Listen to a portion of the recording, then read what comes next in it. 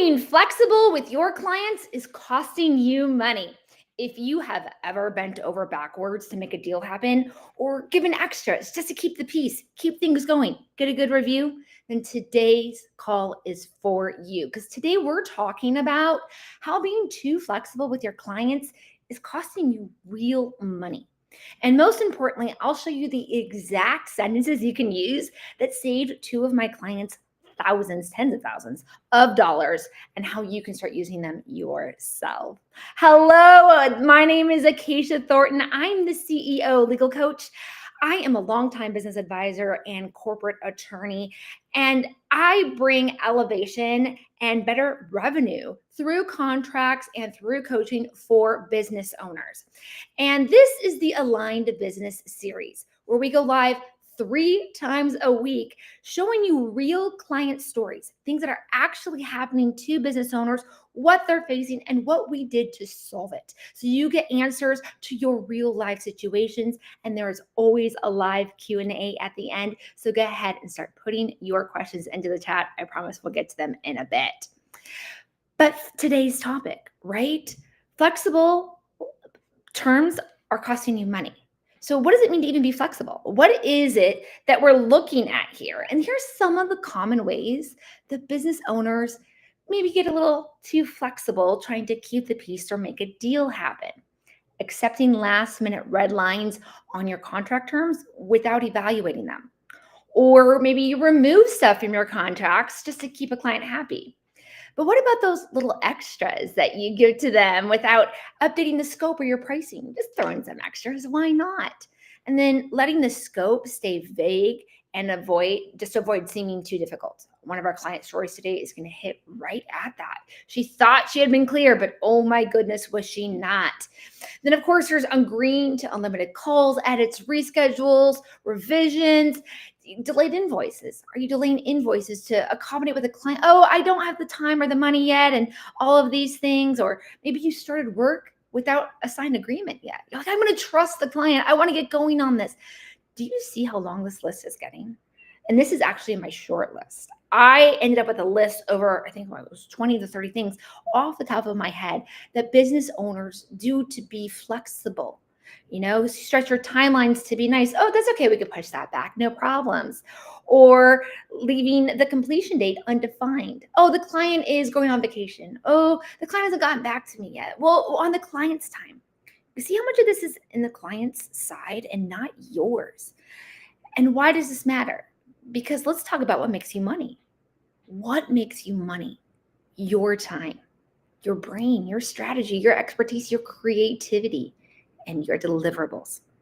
So as business owners, the number one thing that we want to protect and enhance or get value exchanged for is anytime we're using the time, that brain, expertise, and creativity, or those deliverables. Because without that, your business, it can't scale. It can't survive. You won't have the margins. You will be giving and giving and giving, and yet depleted and depleted on the other side. Great relationships with clients have a value exchange, an equal this for that approach, right? You give me the payment, client, I'm going to give you these deliverables. I'm going to give you this time. But when the deliverables and time start to move beyond that and the price hasn't moved, suddenly everything's shifting. But pricing and deliverables is not the only place this happens. So let me tell you a client story right now about a consultant. This was a consultant, and she landed a multi-year deal. Awesome. 5-year deal. Loved it. Great. She's like all excited for all this revenue, especially because up front is where she does most of the customization and the making it perfect and ready for the client. Then after that, it's just more about upkeep. So most of the work was going to be done up front, and most of the money was going to come along this timeline. She loved it. Well, she when she was sending the contract to the client added a red line, and she was like, sure, whatever, just like a simple sentence, no biggie, just accepts it. And then 6 months into this agreement, the client used that sentence to walk away. No warning, no payment. What did the client add? They added a termination clause that says the client can either party can terminate for any reason upon 30-day notice. And the client used that. But she's like, they're not going to leave. We're agreeing to a 5-year contract. Well, over 5 years, a lot can change. And for some reason, whatever reason, the client just decided to give that notice and walk away. So they had the bulk of the value up front without having to pay for all of it. And that was legal because it was in the agreement, right? So this is an area where she was just flexible. She's like, it's a simple sentence. What could it do? It can take away 5 years of revenue. That's what it can do. And so that's just one of the ways where flexibility impacted her dollars. We're talking tens of thousands of dollars were gone right there like that. Ouch. And I'll tell you here in a second how we fix that. So it's never going to happen to her again. Easy fix. That was the other thing, is that was very preventable. But let's look at another client story. This client story is somebody, she's a coach and she's also a creative designer. So oftentimes she will have startups coming to her and they're starting their business. She's doing the coaching for them. And then she'll also, create the logo for them and start the website design for them, those types of things. And so this client signed a 3-month package of coaching and these extra creative deliverables. And of course, my client shows up prepared, structured, ready. Like, here's how we're going to go. Here's the questionnaires. Here's what we need to do to move you forward, dear client. But the client was showing up to those calls unprepared. Oh, I didn't get to it. Things got crazy. Can we just do that next week? I got to do this. And so what ended up happening is my client was bringing her part of the value, but she can't move forward. She can't create a logo. She can't design a website unless she gets what she needs from that client.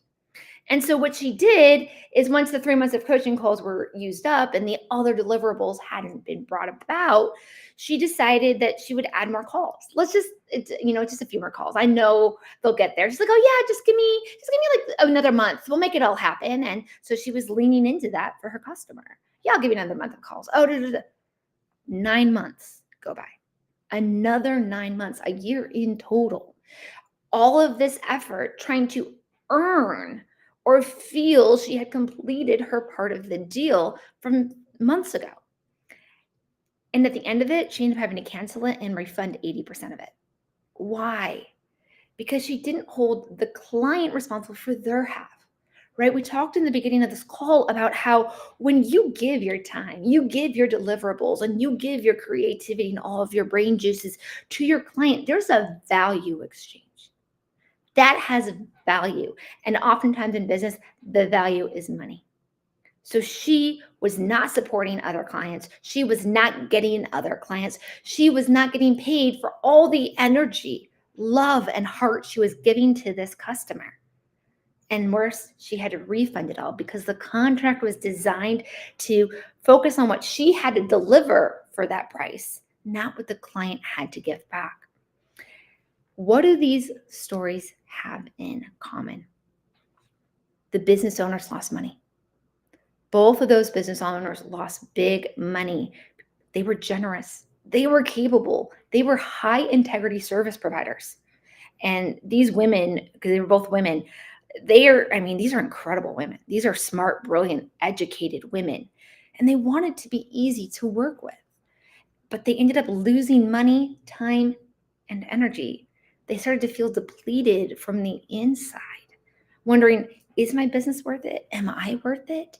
And you lose confidence as a business owner in what brought you confidence in the beginning, you.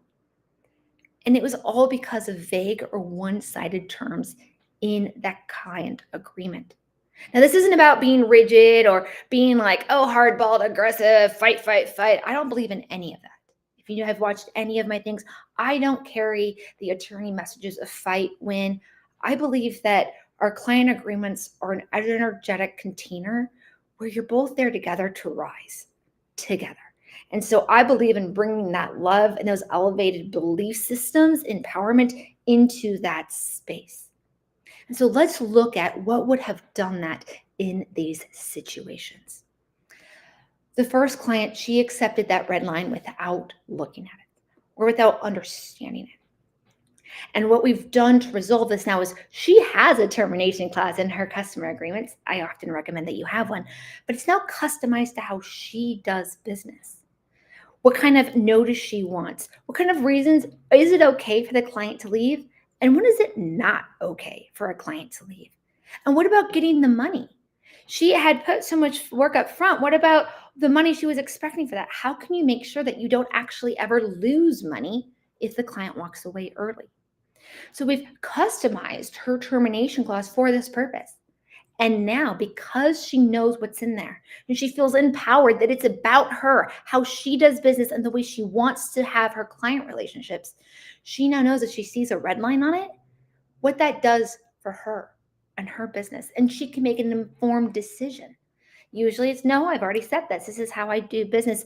If you needed something more than that, let me know. But I'm not just going to accept a red line because you put it there.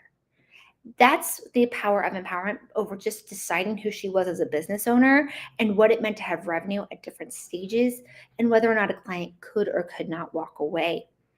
There's empowerment in all of it. It's just about awareness. And then our second client, there are two key things that would have really prevented that.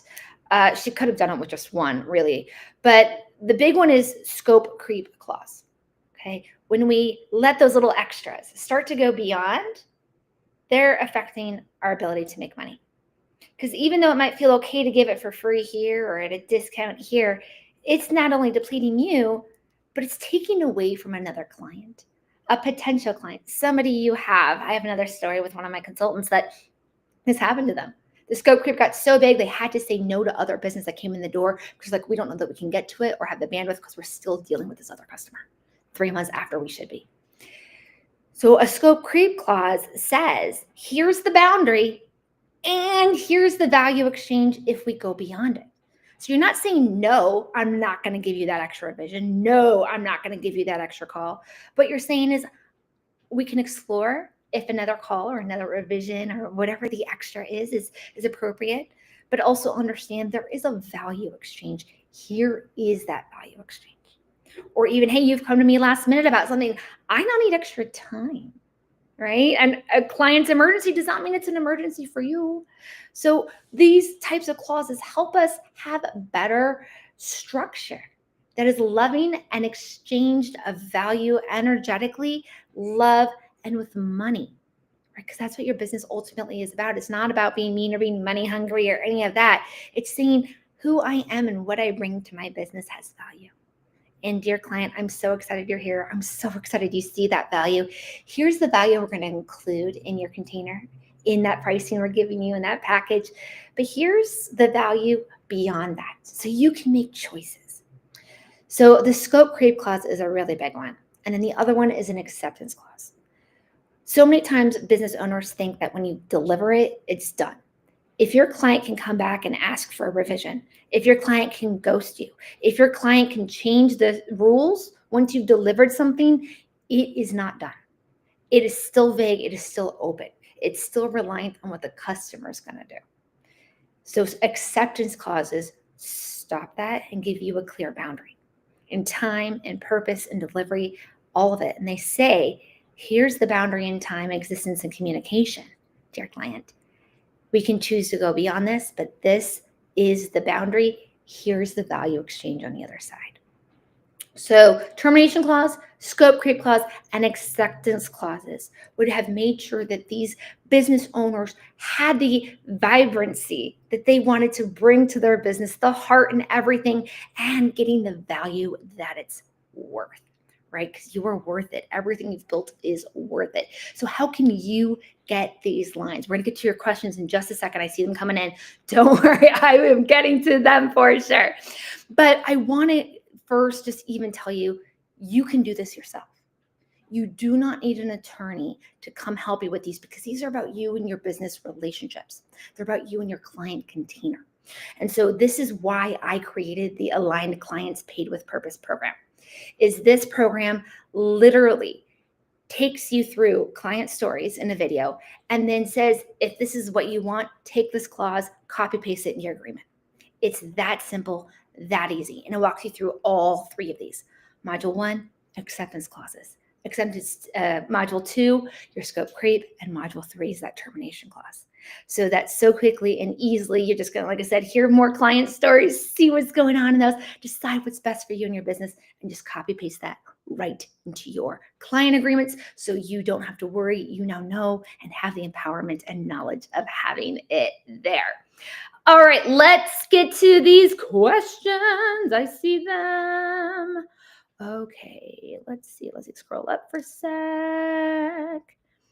Can I still offer a flexible vibe, but keep my contracts firm? Absolutely. Absolutely.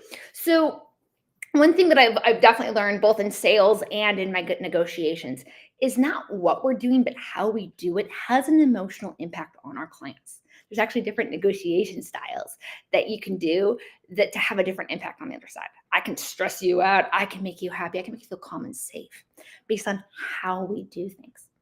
So if you want to have that flexible vibe, which is a great brand, it's a great, like, safe, comforting place for clients to want to be, but keep your contracts firm, it's about how you communicate it. So instead of saying, okay, here's the wall, if you hit it, this is what happens, you go, hey, and I love this, tell them the value of it being there.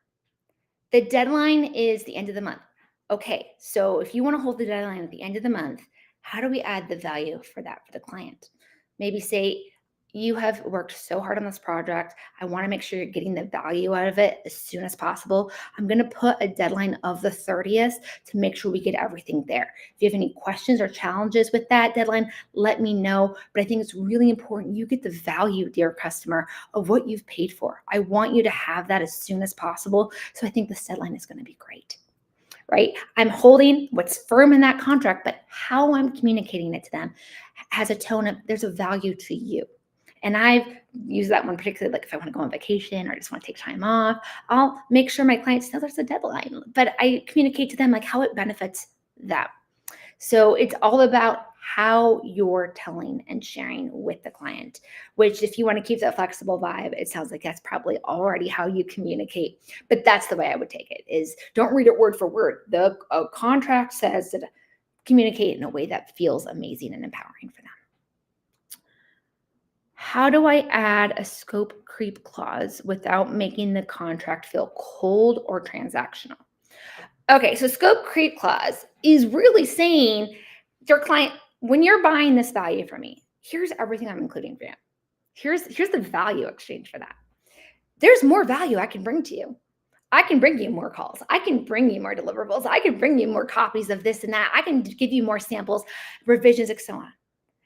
But we're not including them here. Maybe I don't think you're going to need those, right? Sometimes we're like, okay, 2 revisions because that's all you think is going to need to get over the finish line, where suddenly 3 revisions are needed. Well, is that 3 revisions because the client couldn't make up their mind, or because the client was like, oh, how about this? Oh, how about that? Or how about this? Where if you're like, hey, client, we've already had 1 revision. This is the final revision that's included. I want to make sure we get everything that you need in there so that you're happy with the final deliverable. Back to that exchanging value in your communication, right? Saying, hey, in the second one, which is your final one that's included, I want to make sure this has everything. Let's touch base when you know you've got everything together, right? And then now they've also been forewarned, hey, the third one's going to cost more, and so on. So it's not about making it feel cold or transactional or I'm nitpicking at things. It's that you have decided in the beginning with your client, this is what's included. 2 revisions are included. 2 samples are included. If they think they're going to need more than that, well, they can communicate that early. Hey, I think we're going to need probably 6 months of coaching instead of 4. Can we just go ahead and build that in now? See how that, by letting them know that line is hard versus the pricing, they know that if they probably ask for it up front, maybe get a bundle price or a discount, we all instinctively and intuitively know these things. So it gives them the opportunity to better communicate what they're thinking instead of just where they are right now. What are they envisioning for this project? So scope creep clauses actually increase the quality of your communication. They are not cold or transactional. They increase the quality of the communication between you and your clients. I feel bad pushing back on red lines. Won't that scare off good clients? Ooh, Having done millions, it feels like, but definitely thousands of red lines over my career, I can say a couple things. One, sometimes they just finally do them. I've had this happen with clients where they just put the red lines in, like they hire, I don't know, an assistant to VA or something. They just have a checklist and like, okay, go put these in.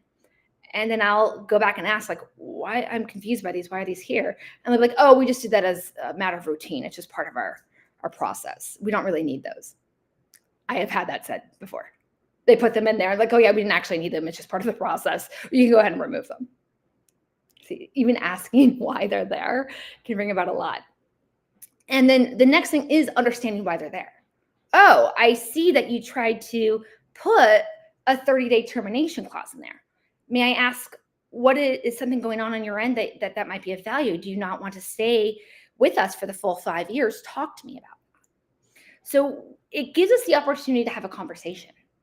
Is why is that the change you're making? And then you can have more information about whether or not you want to accept it or not, or explain what your stance is. I've also had where they've come in and try to make changes because they didn't understand the deal. I used to work for a company that licensed a lot of stuff, but they thought, so one of the customers thought they were buying. They're like, no, if we're buying it, they made all these red lines that said, hey, we get to own it. We get to do this with it. We get to do that with it. And I was like, no, this is a license agreement. So I went and I, just had a call with them. I was like, hey guys, just want to look at why these are there. I'm like, well, we're buying it. And we're like, oh no, this is a license. We don't sell the product. We license the product. And they were like, oh, we didn't understand that. We thought it was just going to be delivered to us and we could do what we want. Right? So those red lines represented a misunderstanding of how the business structure was going to work. Nobody's mad at each other. Nobody's arguing with each other. Nobody's angry. Majority of times, red lines are either the client does not understand what's going on or there's an opportunity for communication. I have never seen red lines the first 2 or 3 times ever be out of anger or frustration. If they're there, it's because they think they're supposed to be there, but that doesn't mean they are supposed to be there. So it's just a great way to have better communication with them. Yeah, I would never be afraid of red lines. I know it's in red, which is like, right? From when you went to school and stuff, teacher writes in, this is wrong. And that's not what it means at all. It's just there to highlight this is where the other side thinks something's not properly aligned for the best interest of both parties in this relationship. And then you get the chance to talk about it. How do I know which contract changes are okay to accept and which aren't? This is great. Okay, so first up, it's your contract. I know that a lot of small business owners believe they're not going to understand it, or they believe it's intimidating. And back to my energetics, right? I do manifest coaching and so on. That's low vibe. That's low frequency. This contract, those words in there represent you.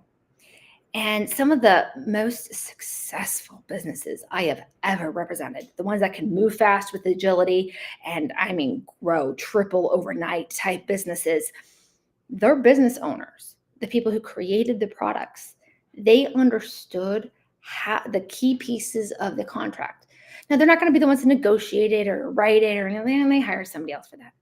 But they understood what the client could and couldn't do because they had decided as business owners, this is what we want the client to be able to do and not do. They understood what indemnification meant because they understood it affects their profitability. So they understood these concepts and they knew where the baseline was in the contract. That's all you need to know is the baselines that you've decided for your business in there. Because everything in your contracts is customizable. Everything. So what they did is they knew these baselines. And then if a red line comes along, just like we did with the termination client earlier, right? She now has a termination clause that represents her and her business. So if a red line comes along, she knows what it's going to do. She understands how that's going to impact her profitability and her work and her energy and her money. And it's the same with a lot of the other terms. You just need to have known what your baseline is. Once you're comfortable enough knowing how that represents you, your profit, your client relationships, from there, you just can tell, is this the way it's being changed, something I'm okay with? Yes or no? So you don't have to understand and be a master at every word in there. But understanding how it affects your business, your model, and your profitability, Then you just have the baseline and you move forward. So, how to know which contract changes are okay to accept and which ones aren't? It starts with empowerment and knowledge for yourself about how you're representing your business on that paper. Yeah. Do I need a lawyer to add a termination clause, or is the Aligned Clients Pay with Purpose program enough? Oh, this is a great question. Okay. So, because pretty much everything in your contract, especially at small and medium business levels, unless you have compliance things, right? Like, oh, data compliance, privacy considerations, maybe you do something that affects the environment or something if you're a manufacturer. But other than those types of legal compliance issues, everything else on your paper is business. Everything else on your paper is business. So you don't need a lawyer to do them. You can do them. You can hire a coach, contracts person like me. Even the federal government, all the agencies, they rarely have attorneys touching the contracts. It's contract specialists who do it. This contract specialist never went to law school. Lawyers are for the law parts. Everything else in there is your business, right? Your termination clause, business. Your scope creep clause, business. This is all about the relationships. So that's why I created Aligned Clients Pay with Purpose the way I did. It's for the business owners. It's for you. You get to decide how your business operates, not a lawyer. A lawyer is not going to know your business. Lawyers, I mean, I went to business school and have a business background, but most lawyers don't. So that is something you actually rarely want to give to the lawyers. You still want to have that baseline understanding of how it impacts you. So you can do a termination clause. You can do these scope creeps. You can do these yourself. All you need is a little bit of foundation and trust and belief in yourself and just somebody with experience to guide you. And that's exactly what the Aligned Clients Paid with Purpose program is. All right, guys, are you ready for next week's agenda? Because we go live again 3 times again next week. Here's what we're going to be talking about. How to make sure you still get paid even if your clients ghost you after delivery. Yes, there's a big one. What to do when clients keep dragging out your projects and how to stop it. Keep things on track, on deadline so you can get to the next one. And then how to protect your income in long-term and multi-year contracts. I will see you there. This is Acacia, the